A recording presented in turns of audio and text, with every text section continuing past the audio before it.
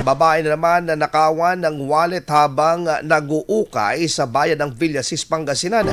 Para sa police report na yan, kasama natin Idol Jam Victorio. 104.7 IFM. Report! Muntikang makatakas ang isang 43 anyos na babaeng sospek sa pagnanakaw ng wallet sa loob ng isang ukayan noong hapon ng Pebrero 22 sa Barangay Poblacion Zone 1, Villasis, Pangasinan. Ayon sa biktima, dinikitan umano siya ng sospek habang bumibili ng damit at ilang saglit pa ay nahuling hawak na nito ang wallet ng biktima.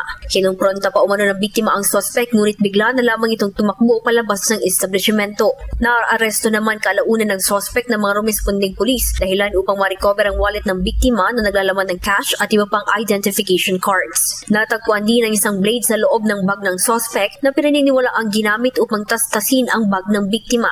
Nasa kustodiya na ng kapulisan ng suspect na sasampahan ng kaukulang kaso.